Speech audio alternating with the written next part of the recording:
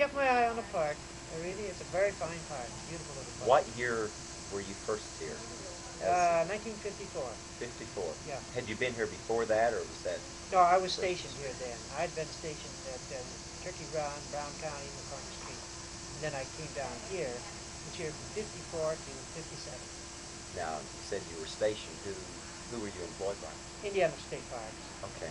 And I was the only full-time permanent naturalist in the state at that time. You're kidding. Oh yeah, it was Wow. year-round.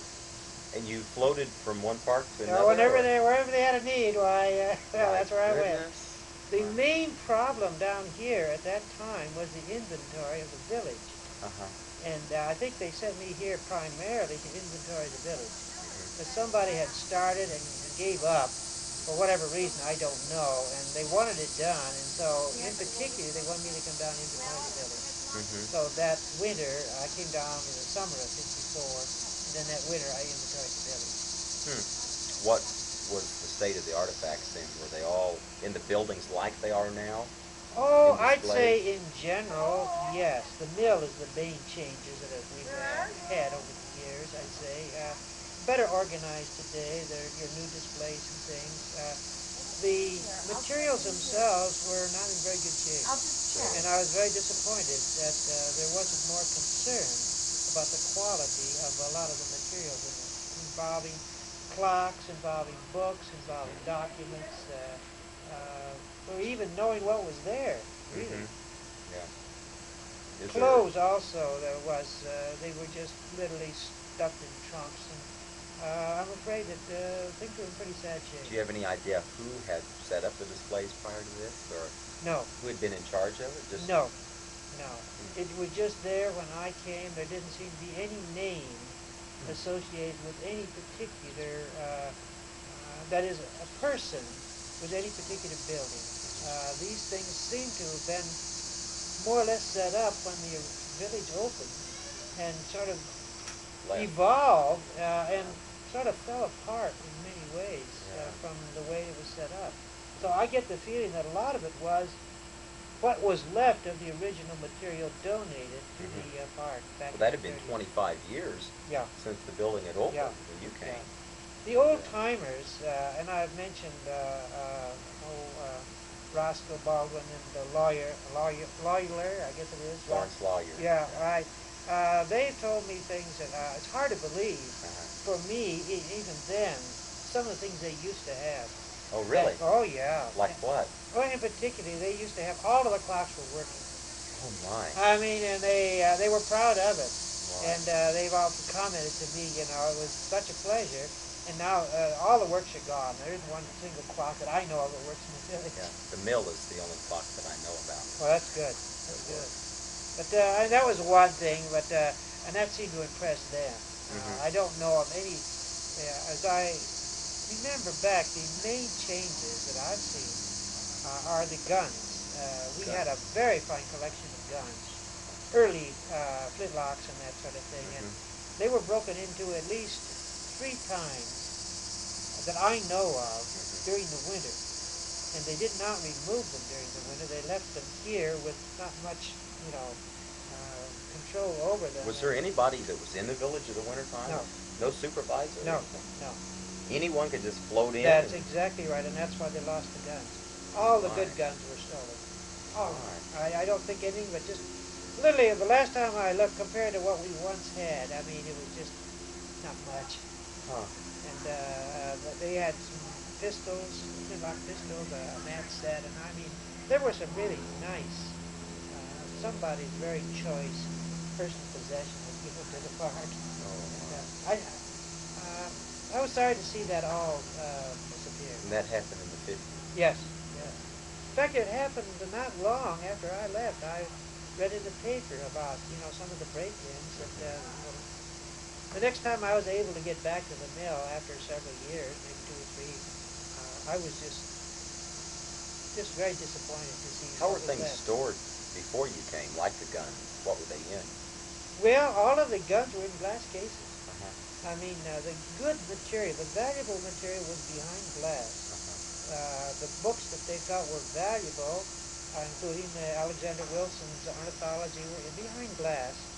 And even the major collection of old books was in a kind of like a secretary, Mm-hmm. but the books were in very poor, bad shape. The mice got into them and eaten the backs out of almost, I would say, at least 50% of them. I mean, they were just Mm. literally hollow in Mm. back. And in inventory, I pulled them out, and the paper would come out all over the Mm. place. And Mm. but How about the photographs?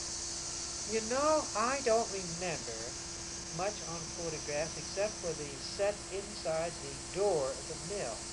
And I remember doing something with those. I think we made some copies, and that was it. And then put them back, and that is the only set of photographs that I remember working with in the village at the time. Were the other ones that we have now basically already on the walls, or? If they were here, they would either have had to been on the walls, or there might have been a few in some of the cases, because any photographs would have been in behind glass Mm-hmm. at that time, Yeah. or had been donated later. But I don't remember, uh, other than the photographs inside the door of the early village. I don't remember. Uh, I think there might have been a photograph of George Donaldson or something like that, but Mm-hmm. very, very few photographs in these Hmm. cases, Now, as I remember. of course, we just remodeled, and you remember what the cases were like Yeah. before we remodeled. Hmm. Were those there when you came, or Yes. were those Yes. added? Okay. There were in the center, now not around the edges, except for a couple of places. There were some flat against the wall, glass cases, and then there was a set of cases with dishes Mm-hmm. and a few guns and a few World War I artifacts and a few I don't know what all, a Hmm. little bit of everything in Yeah. it, Yeah. and some Indian artifacts in some of those. But they were nice cases. Yeah. Maybe not as open as a person might get today, but Yeah. for the period, I think they did a pretty good job.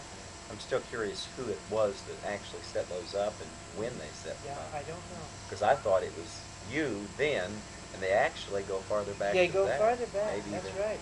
the days of Guernsey They himself. could be. I get the feeling, and it's just a feeling that they are part of the original when that mill opened to the public, and they said, here are all these things that people have given. I wouldn't be surprised.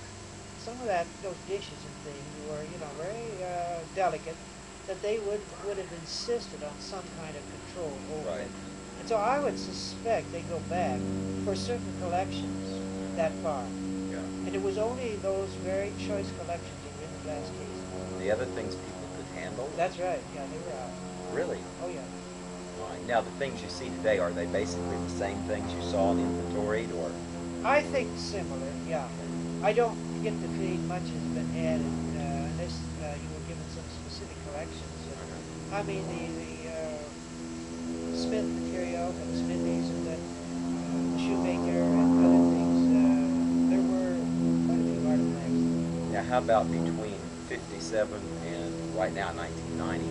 Has there been a lot of change in way of deterioration that you can tell, or is No, it? it's just the opposite. Okay. It's just the opposite. In fact, maybe to the point where the village is almost too nice. Yeah. It was never like this.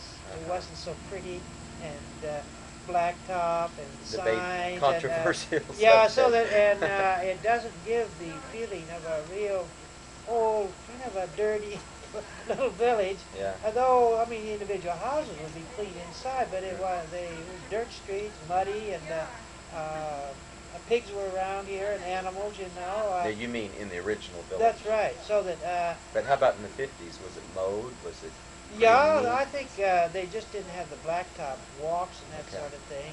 They didn't have as many signs. But as far as mowing and the general upkeep, the park itself, I thought they did a good job. Yeah. Yeah. Who was the superintendent? Oh my Was that goodness. it was before Richie Caudell? Richie Bill was Pod? here. Yeah, Richie was here in the 50s. I'm just trying to think that there were about at least two superintendents when I was just trying to think. Was there a Richardson? No, that was McCormick's Peak. But Claudel was here, or not Claudel, but Richie and his wife. Now you asked an interesting question about responsibility for the village, Mm-hmm. Richie sort of turned that over to his wife. Hmm. And so she made the decisions involving the artifacts, if there was to be any change or what Mm-hmm. was to be added or not added, and did some things in terms of refinishing some of the old antique furniture and other things that she felt personally would help the village. That was Paula Ritchie.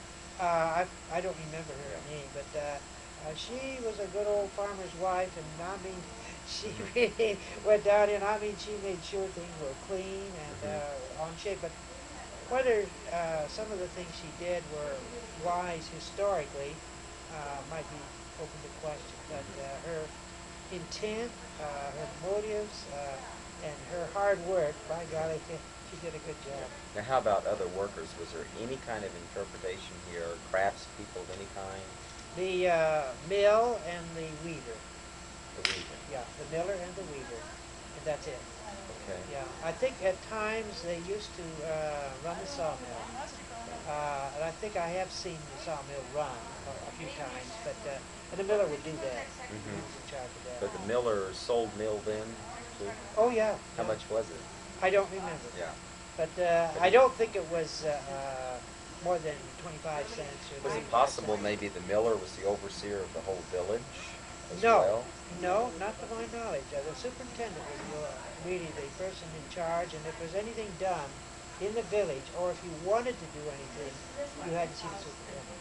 Okay. Because anything that I wanted to do, I had to do through the superintendent. Mm-hmm. And the miller ran the mill, and that was his responsibility. You don't remember his name? Uh, Johnson was the one that was here. Johnson. Yeah. And he knew the mill. Oh, he was a good miller. And he helped me with the inventory. Yeah. So the two of us worked on the inventory Okay, now together. you were here 3 years. Did you work inventory all 3 years? No, I'd spent one winter on the inventory. Okay, what did you do the rest of the time? Uh, Interpretation. Now, we did everything in those days. A naturalist did the natural history work, he did the historical work, and he did the recreation work. So we would have square dances, we would have wiener roast for the guests, Mm. but we would have regular hikes.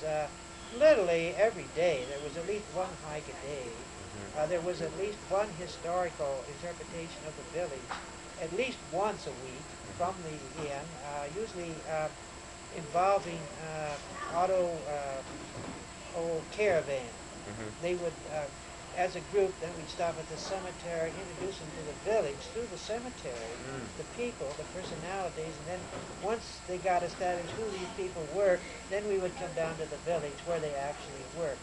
Wow. And it worked out very nicely because Yeah. it became real to them. Yeah. That would be a long tour, Oh though. yeah, it was 2 hours? half a day. Half a day? Oh yeah. Yeah, we would leave in the morning and spend the whole morning with it. Hmm. And then some of them, they had their own cars. So if they wanted to stay down, we would end in the village. They could stay down here if they wanted to. Those that wanted to go to the mill and maybe get cornmeal or do whatever they Did wanted most to people do. then drive to the park? Everybody. Okay. I don't remember anybody. Did you get a lot of day use people that just came to the park, or were most people at the campground or the inn staying? Your attendance? The weekends were big. And that's day use from the local area.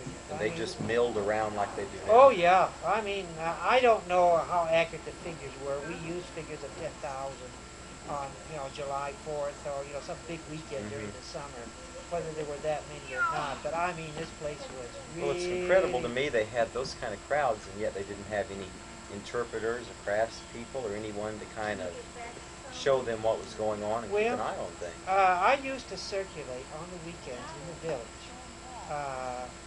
And I would answer questions, but I did not try to give a specific program other than if there seemed to be a question or a need, I might talk to a small group of people at a particular place. I might be in the distillery. I would just circulate around through the building, but that was it. It was very informal, and it was just trying to be of service to people who were here. During the week, all of our programs centered on the inn. And I would usually give one program at the campground, an evening program, and I would also have some sort of hike or something deep from the campground, maybe an evening tree walk or something like Where that. was your office at? I had a room at the inn, so Hmm. I didn't have an office. Okay. Yeah, Okay. my room was my Yeah. office. How about the park office? What did they use for a park That was where office? the superintendent is today. Okay, So his that was the house. park. Yeah, Okay. yeah. I see. Interesting. Was there any kind of volunteer activity? Did No, volunteers come and play music or do no, anything? not at all. I think they had, and I don't think it was volunteer, but they had some square dance groups that would come in, and then the in guests would watch them, Mm-hmm.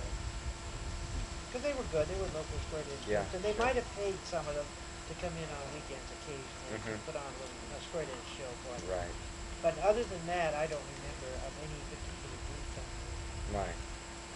Now we're sitting right outside the garden here, and there's some old photographs I have of the garden in different periods. Uh-huh.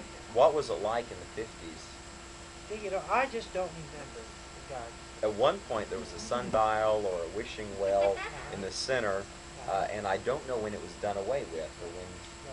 when they got rid of it. I just don't the garden never seemed to be of any significance Hmm. in the 50s that I remember. Hmm. In other words, it wasn't something that I noticed or made any effort to use in relationship in interpretation. Hmm. So that as far as I remember, there just really wasn't much here at that time. I think there was an interest in doing something, but I don't think anything formal at that time was done. So I don't remember of anything in particular. How about the cemetery itself? You said you had a program there. Yeah. What was the condition? Was it better, worse, same? Well, uh, there were more stones standing then, and what stones that were standing, I think, were in a little better condition in terms of being able to read them than they might be today. I mean, they are limestone, marble, and they do weather and all of that. Hmm. Uh, Several stones were knocked down over the years, and I think maybe broken, Hmm. so that I think we were able to interpret more than you might be able to do today. Hmm. Now it's under very good control, and I don't think it have vandalism problems today. But I'm pleased with what they've done with it cemetery these days. Good. Makes me feel good. Yeah, It's been a real interest of mine yes. in working in a positive direction. Well, it is sort of a key. I mean, so many of the people that lived in the area or at least visited the village are there, and so it's a very nice place to Hmm. try to get a feeling of Yeah, the people, the personalities that are there, and the families. sure. Now, one thing that is interesting to me is other home sites, Yes. and I wonder if there's anything that was here in the 50s that is just completely gone now. For example, there was a home site up behind the Granny White House with a few graves, and then the Hickson place, which is covered with the lake, but I think there might have been some things down there that are just Yeah. about gone. Do you Yeah. remember anything? No, the Turley home was standing, and I was always impressed with it. It's a beautiful old home, quite impressive. Anyone lived there, or? No, not when I was here. Oh, And they tore it down about a year after I left. And so okay. about 58 or somewhere in through there, uh, might have been 59, but it was torn down right soon after I They left. didn't use it for anything? No, Hmm. no, not at that time. I don't know just when the last people that lived there left, Hmm. but it was empty, and therefore they thought it was a hazard and all Hmm. that. The home that I don't know much about, the Harrison Hmm. family, I don't know much about them. And I don't remember anything more than just a kind of a little bit of a clearing back in there. We always refer to the Harrison home site. Yeah. And I do remember the one you're talking about on the hill back here, but I don't remember anything about it other than it appears to have been one of the very early cemeteries. In, whether My impression was it preceded the Weaver Cemetery, but I don't remember. I'd have to check on that again. Hmm. Sure on that. Well, now, in regards to the book that you wrote, did you Yeah. write that while you were here, or after, before? When was the research done on that book? I did the work when I was here. Hmm. In the introduction, it talks about the dates of when the work was done. I think the first winter I did some. The second winter I think I did most of it. And the thing that I feel is so useful in material there is that I was able to interview some of the early superintendents here, and I did get a chance to meet E.Y. Guernsey and Oh, talk to you him. did? Oh yeah, I didn't know he was still around then. yeah. He used to visit the inn, and I couldn't get him to come down to the village because um, he always felt kind of bad that they didn't stick to the strict historical interpretation, that they added other dimensions to it. And he was I'd call it strictly like Williamsburg. I mean, he felt that it should be done exactly right to the nth degree, and I don't Hmm. know the differences he had with whom or what, but it left him a little, oh, Bitter. yeah, he just didn't seem to want to talk about it too much. Hmm. I couldn't get him to relax and uh, talk about the park or any aspect of it. Hmm. He was not unfriendly to me, but he did not seem to want to talk about the village and things. That's interesting. Yeah. He was up in years at that point. Yes. Yeah. He was. I would say in his 70s, maybe been even early 80s at the time. What do you think he would have thought with the park like it is now? I think he would have been concerned that so much of what is here today was not the original village. Might be pioneer life in terms of trying to show something about, for example, the church, Yeah. and maybe some other aspects of it. Uh, he might be a little concerned about that because I think he really wanted the village to be as it was, we'll say, in the 1870s, 1880s, or 1860s, whatever you want it Hmm. to be, and have a person walk in here and say, "Hey, here's the way it was," Hmm. you know. But there are a lot of things involved, you know. I learned that too. That you can't always do what you want to do, Right. and what is historically the most accurate. But you got to do what seems to be um, practical And under the accessible circumstances. to Yeah, people, right? yeah. And You've got a lot of people concerned yeah, here, that's and been a controversial issue because we do want to present an authentic picture yeah, of historical interpretation, but you want to make it accessible to people. You want to make it secure where things yeah, don't get damaged and walk off, and it's a it's a balance problem, and I think we swing yeah. back and forth a lot. Well, I remember removing a lot of things from exhibit that had nothing to do with the village or its history or the period. Yeah. And I was told from Indianapolis to put them back. Oh, really? Oh yeah, because the families that had given these things came here to see this artifact from World War One. Yes. That uncle or grandpa or whoever, There's and still a few of those floating yeah, around, but well, they're kind of back in the shadowy yeah. corners. Well, you know, you've got to be, you know, people did give, and they gave Mhm. a lot, and I think we Sure. ought to be very grateful for all the families that gave so much, and so I don't know where to draw the line, really, Mhm. but there may be a place to have historical artifacts that aren't related to the village, as you say, maybe back in the corner or something. Mhm.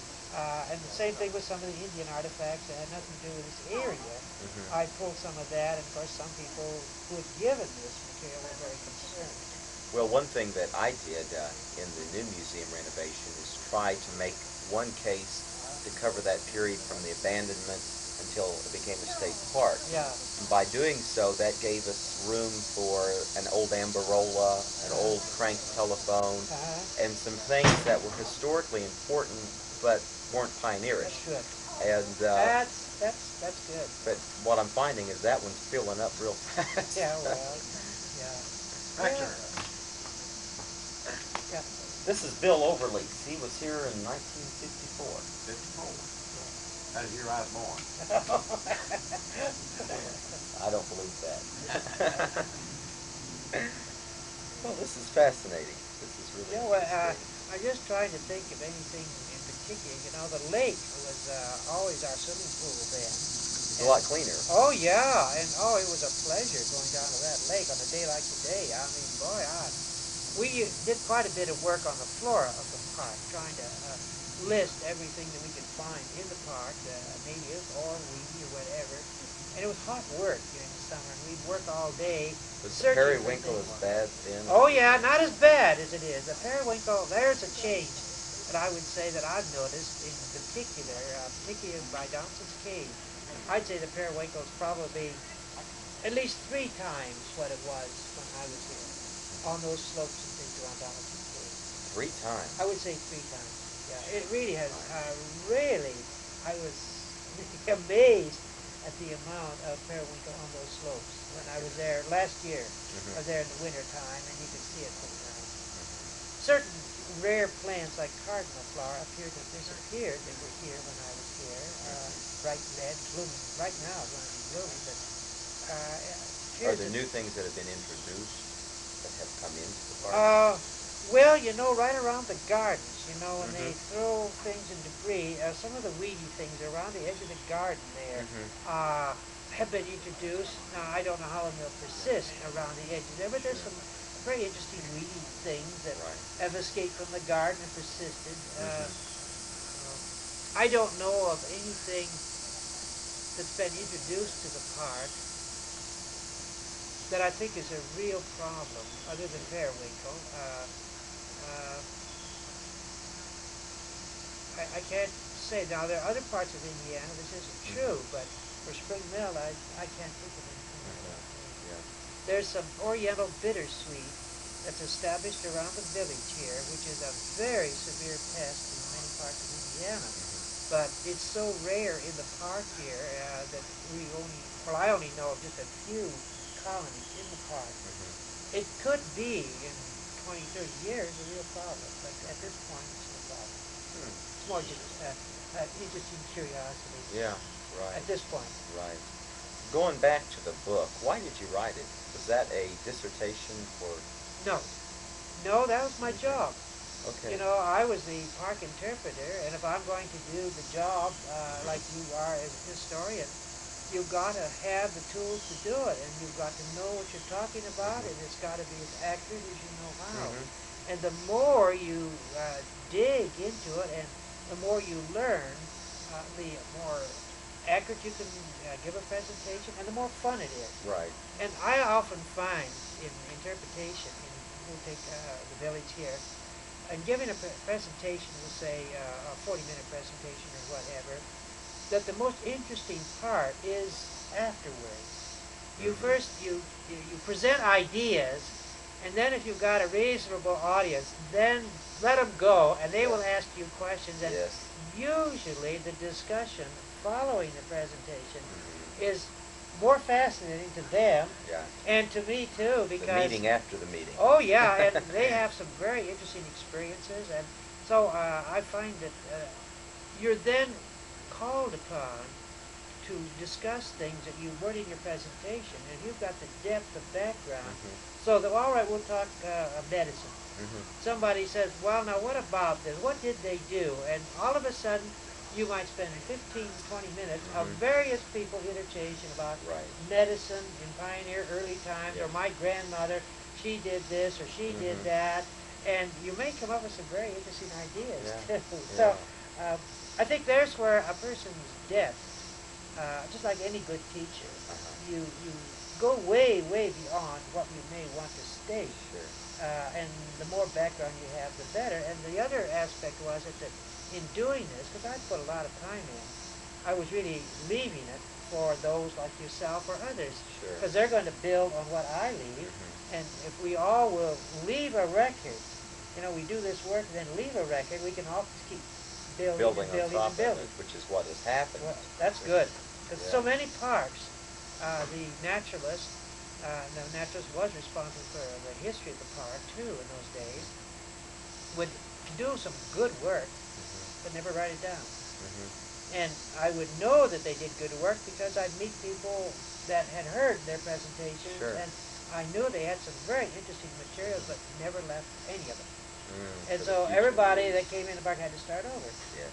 And this was true in places like Turkey Run. It was true in Brown County. It Right. was true in McCormick I was Street. so fortunate when I came here that we had file folders Yeah. full. We had cassette tape interviews That's and good. research that was Yeah. written, and it made it very easy Yeah. because it's a difficult task for interpretation Yes. to start with, Mhm. but it really helped Well, a lot. gives you a start anyway, then you can just keep building. I'm real pleased with what you're doing on the Yeah. CCCs. I think that's great. Yeah. Yeah. That's I been a wish lot of every fun. park that had CCs in would have somebody like yourself Yeah. doing that kind of work Yeah. because we need it. It might need to be done on a statewide basis, Yeah. even. What some of your meetings? I hope when you meet with the other staff members, I hope you kind of encourage them and tell them Mhm. what you're doing, Right. and encourage them to do it because these people aren't going to be around much longer. Right. And when they go, often their photographs go with them. Sure. They get thrown out. Nobody knows who are they. They don't know who they are, and They don't care. that's right. Yeah. And it's absolutely essential if you're going to get them Mhm. for the parks, because the CCCs is a dimension that is going to be more and more fun over in the Right. future to Right. interpret. Right. This park or any other park, it's a Mhm. nice little special dimension. Mhm. I Mhm. don't know anything about them really. I never did any work on the CCCs other Mhm. than just very superficial, and I've always had hoped to Yeah. get into And them we're more. finding out a lot about them, and well, we're interviewing now with CCC people. Yeah. But did you interview with folks in writing the book that you wrote? Did you interview some of the Hamers, some of the people that were around the village at Oh that yeah, time? Do you yeah. remember names or Well, individuals of course, that Ralph stood out? Hamer was the one person I would say that had more intimate, personal contact with the village as a little boy, Mhm. visiting here, and I don't remember if he actually lived in the village as a little boy, but visited here Mhm. regularly. Ralph was probably the best source. Mhm. Quite a few of the people that I interviewed, either their mother or someone in the family had visited the village or had some particular relation. And so in the book, there's about 20 different names of individuals either that were in the village Mhm. or they had a relative, close relative who was in Mhm. the village, and they had material, letters or other things that related to the village. Mhm. I really try as much as I can to get first-hand material. Sure. I don't like to get second-hand material. Sometimes it's the best we can do. If the person is gone, then it's their daughter or son or some relative that knew them that can often give us a little bit of help. But take George Donaldson and the letters that I was able to come up with on Mhm. him. I was just found out of a lady in Mitchell that had these letters, and she very graciously allowed me to copy them. She had the originals. I never kept the originals, I but wonder what's happened to them today. I don't have any idea. I have her name in the book, and all I can say is to follow the name up and find. I know she's gone. I'm fairly sure she is, but maybe someone might know who the heirs were, Right. and maybe those letters went to the heirs. It would Sure. be wonderful if you could get them, Oh yeah. because they were still in quite good shape. There were Mhm. only a few words that I couldn't read, Yeah. but on the whole, they were in good shape. Of course, those were the days before photocopies and Xerox, Yeah. to where you could have copied the Yeah, original, yeah, I wrote it all which up would by have been hand, so exciting. I was Yeah. just trying to figure out what the words were and try to understand Sure. Donaldson's writing. Yeah. Wow. Well, boy, we've covered a broad range of materials. A lot of things that kind of surprised me. Yeah, well, uh, the fact that there was just no one working in the village in the 50s doing anything. no. The park naturalist, that was his job, and he was, responsible for all interpretation in the park. Was the maintenance crew pretty good I thought so. size? I thought so. I think park maintenance, grounds, roads, that kind of thing was in good shape. Yeah. Yeah. That was the essential responsibility of the superintendent, and they took it seriously. Hmm. And I think they tried as much as they knew how to do as good a job on maintaining these buildings and the things within the buildings as they knew how. Hmm. But there was no one to give them guidance. There was nobody that would come down and explain to them how to take care of clothes Sure. and how to take care of documents and how to take care of books. And I was always disappointed that the people from Indianapolis never would, or never did, in my time, ever respond to the request. Literally cries of anguish coming Hmm. from me down here for Yeah. help, and some guidance on some Why of these not? things. Why did you think I they don't didn't? know. I don't know. I think it's too bad because I think that if there had been, and the skills are there, there were people that had skills. I think that if three or four of them could have come down and given a little, maybe just one day with the park superintendent and his staff and the naturals, all of us working together, I think they would have helped the superintendent and others who were making these decisions on, what kind of a roof, what kind of paint, what Yeah. to do, what to build here, what to build there. Right.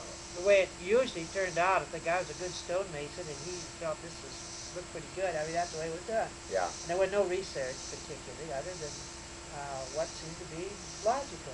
Right. And on the whole, I think it turned out pretty good. Yeah. Yeah. It did. It really did. Yeah. Uh, but that You that don't is want to look at curious. things just in too much detail. As a historian, you've got to, I think, look at the broad picture here, and in the broad picture, what is accomplished.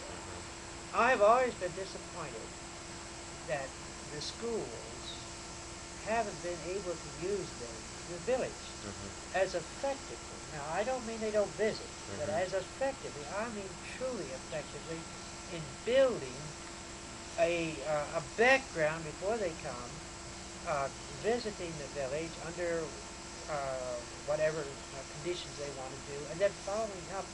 Now, I'm sure there are a few that do a Yeah, there real are rigorous some. job. Yeah. I've seen students here with filling out blanks and this, and I don't know how much they get into it bad. Whether it's just an exercise to keep them busy when they get here, maybe a day afterward they talk about it, or whether they really, truly get into pioneer living, because with some of the skills and putting on plays and reenacting the life of a shoemaker or a Role weaver, playing. or I mean there are all kinds of things that would help a school really truly feel Indiana history. And the visit here to see the big wheel, to see some of these artifacts here, I think could be just a really exciting experience, particularly working with the staff here too, where you might be able to add to what they've done with the teacher. I think if materials were developed, especially in relationship to a school system, I don't think in general just to do it and then give it to schools will work, but I think if you can get a school system that's interested and say, all right, now the fourth grade or fifth grade is really going to work on pioneer history, work with their teachers, build some material that in conjunction with the teacher, get a workshop, get some grant money, Right. and then I think you could build something that would be very practical, and yet you could offer them some real depth when they get here, so that Well, they we've don't been just run in working and on out that of a lot, buildings. and it's coming along Yeah. considerably. Yeah. But it is very time consuming and a lot of work involved. Yeah. And sometimes difficult work. Oh yeah. Uh, But I think but this offers we've a experimented with yeah, different things, yeah, taking tours of the village, yeah, or like you said, creating role playing projects. yeah. Of course, I think the key is to have a lot of preparatory materials before they Oh yeah. come, and then a lot of follow up after they leave. Is You're only really one little important. piece in a really an experience, and I don't see them if they do it less than 2 weeks. They haven't done it. Right. If they'll spend a couple weeks and really build it, then this experience here will Right. fit nicely into Yes. a much broader picture of the state of Indiana and Mm-hmm. other things that they might get into. The amount of diaries and published material of pioneer life or where they come from. Mm-hmm. For this could be one aspect of it, and if they happen to be from, say, Marion County or Park County or wherever they come from, this could only be one little aspect of a really in-depth study of their local area. And Yes. I think it could be, and it might even be that if you developed it, they might not even come down here, but you got them so started and so interested Yeah. that they would do much of it Yeah. back home. And of Right. course, that's what we want. Right. Have them to really get into their own business. Sure. Yeah. And of course, like you said, it'd be nice to do this on a statewide basis. Yeah. So But I think using this as a focal point, you could Mhm. build slowly. And working with the schools, I find too often professionals have good ideas, but they aren't often practical to the fourth grade teacher and how she's going to use it. I think if we're going to make it work, we've got to involve those teachers Right. into the decision making of the materials and the kind of materials and what they're going to do and the building of the materials that they'll use in the classroom. Sure. I think a bibliography, maybe 5 or 10 basic books that could be selected by historians or other people who know the history of Indiana pioneer life. Right. And maybe with some grant money, a school that is interested would be given these books as reference materials for the teacher, and then maybe certain other basic things from the State Historical Society as um, I don't know, teaching booklets, Mm-hmm. whatever, and these could be given to the students to study at least in the classroom. Right. I just think there might be a lot of things that the materials are there. It's just a matter of trying to make them practical and inspire them to want to do it. Yeah. And I think some of the teachers, I think they just love it once they got into it. I Yeah. think they would really I love think it. so. Yeah, I think so. I think it's an exciting thing that, like I said, it's going to take a lot of work, yeah. but there's a lot of potential.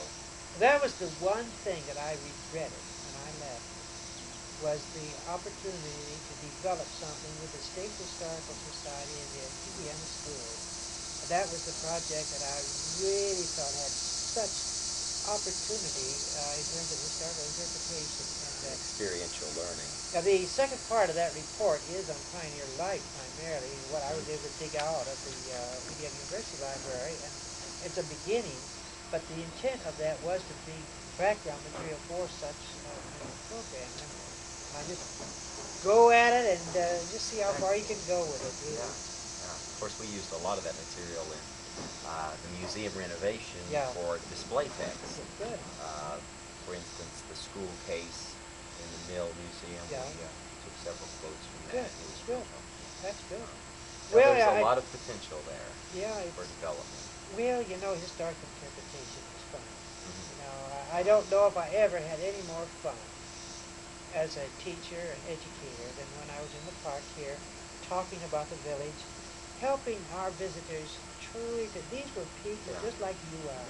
They had problems, and here's their lives, here's the things that happened to them, and really, that's the reason why good movies are fun. A good novel is fun. You're Right. talking to people, they're coping with problems, they're living the best they know how, Yeah. and this is a little piece of world 100 years ago that was Sure. fascinating, just Sure. fascinating. No better, no worse than our world Right. today. Just different. Yeah, they did their things their way, and they're fun to get to know. I feel like I know them. I feel like they're my friends, even Oh though they yes, I were do all too. gone 100 years I ago, do too. primarily. You get to know, feel like Yeah, you've actually spoke with them and yeah, lived with them. yeah, And then of course we're trying to implement the cemetery as a real integral part of the yeah, village yes. interpretation, and I Oh, think that's important. I've always felt that was the place to begin because I think that establishes the reality Hmm. of people. Hmm. These people lived, they were born, at certain days they died, and sometimes on the stone they tell a little bit about it, like the Civil War and that Sure. sort of thing, but all of a sudden you begin to think, well, now wait a minute, and then you try to build some flesh onto these Hmm. names. I mean, how did they fit? Where did they live? Hmm. Then when you get down to the village, well, now here's where their home was, Yeah. and then maybe some little anecdotes, Sure. of going down Personally. the river to New Orleans or whatever, Right. or little problems that they Right. had, and Exactly. that's what makes it fun. Well, before we finish, Yeah. what what happened to you when you left? Did you just get finished here and go on to the next part? Yeah, I went out to the Natural History Museum in Philadelphia. Philadelphia. Yeah, and I was assistant and then director of education for the Natural History Museum. Nice. And I like it and I like the challenge, but I found working in a museum isn't the same as working out here, Hmm. outdoors. And I always found trying to help visitors and others understand, we'll say Africa or Asia, using exhibits isn't the same thing as actually being out in the real thing. Yeah. So I left the museum work and went back and got an advanced degree and then became a professor of biology, teaching ecology primarily. Uh, And I found that the best introduction to ecology that I had wasn't at the university so much as it was in this park answering questions to oh people. yeah, sure. They would ask the best questions. They could see the difference between north and south slopes, and they could see the difference between a lower slope and the kind of vegetation, and they'd wonder why this was here or wasn't Yeah. there. So I learned a lot of ecology right Sure, here, and sure. it was an awfully good And then background. when you got your advanced degree, you kind of knew what type of things to develop and Well, what areas to look into. this park is a whole, and you can't look at just trees. Hmm. You can't just look at history. It is an integrated. Here are the trees. Here are the fields. Is the history. Here are the home sites. And if you look at this park area in terms of 100 years, you have to see how that all fits together. You know, why is this an old field out here? Yeah, And why is it a young forest versus this old growth forest over sure. here? And why does it have these particular kinds of trees that Uh-huh. grow, say, in the first 100 years? Yeah. You know, that is, I would call it sort of a human ecology that involves all of it. Hmm. It isn't compartmentalized. It Hmm. all is a whole Sure. understanding of a little piece of world here. Hmm. Here's a little piece of Indiana, and you're trying to understand this little piece of Indiana. Hmm. People live here, they died here, they grew, conducted business, they cut, they burned, they cut the forest, they had fields and crops, and trying to understand that and the people is absolutely fascinating. Yes. And I found with students, and I taught ecology for over 20 years, the same concepts are just as applicable to understanding an urban environment. So if you go into an urban community and say, all right, now let's try to understand what's going on here. Hmm. And you get into black problems, uh, home problems, housing problems, crime problems, education problems, ethnic problems, to try to understand truly a community Hmm.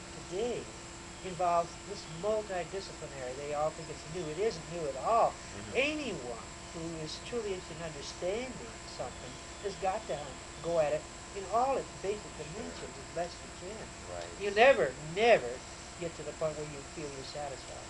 Right. You just keep There's trying to always know more. another nuance or Oh, variance or sure. And perspective. it never ends. Yeah. And it's true of all serious Yes. efforts to try to understand anything, whether it's a science or history or anything. It's just you just keep growing and growing, Sure. and we do maybe better than we did 5 years ago, or Yes. 10 or 20. Hmm. And 10 years from now, they'll say, well, you know, we've got these new ideas, there's some new information, some new Hmm. data's come in, and so Yeah. we do a little like that.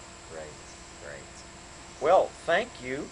Our time is just about up. Oh, Boy, it's easy to sit here for an yeah. hour, isn't it? Oh, get talking about these things. Yes. If you think of some things that we haven't covered, that you Sure. would want to either do it on tape or just call me on the Uh-huh. phone, just try to get in mind what it is, and if you can give me a chance to think about it a little Sure. bit, I might be able to come up with a little.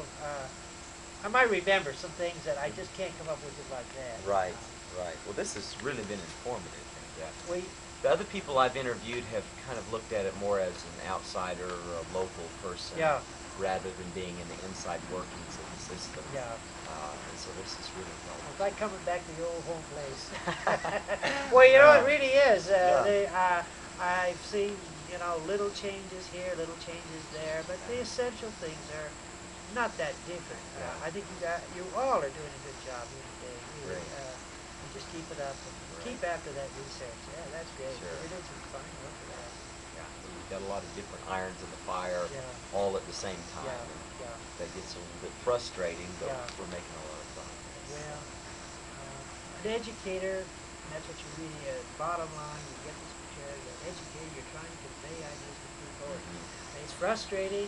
Some days you get through, and some days you don't get through. Yeah. Some days are not Yeah. so much fun, but most of the time, if it doesn't work, all right, then find something that does work. Yeah. Better, maybe, and Exactly. that's the way it goes. And Sure. after keep trying and trial and error, well, you'll come up with some things Sure. that will do what you want it to do. Right. Right. Well, I'm glad you've got a positive outlook on how things have advanced, Yeah. because I think we're making progress Yeah. in preservation, restoration, and keeping our items nice and interpreting them Yeah. appropriately. Yeah. I think we're coming along. Well, and one thing I would say is try to keep it simple. You know, too many times when people learn so much, they get so complicated. Mm-hmm. And that's true. And educators, all up and down the line, and they often, people can't understand where they are, and I think people have got to learn to, yes, there's that background material, but basic interpretation has got to be pretty straightforward and Mm-hmm. understandable to them and fairly simple, Yeah. with the intent that those that want to know more, all right, then Can pursue you've it. got the next level, whatever it Sure. may be, Right. for them. But Sure. uh, It's wise advice. well, I've seen so many people on the college level and high school level lose their students because they know they haven't been able to take the complexity of something they thoroughly enjoy and reduce it in a way that's not only understandable but kind of fun, Yeah.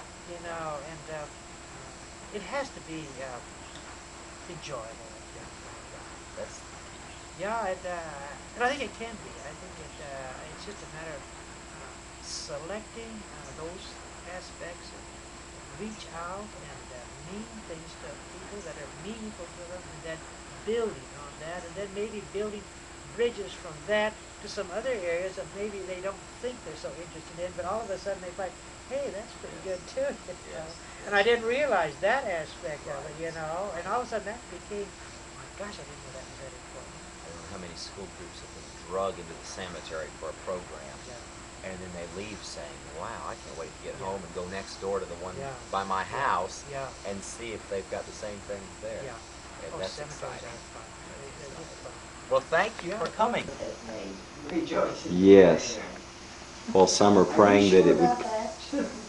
warm up. There are others in other parts of the world that are praying for nice warm weather.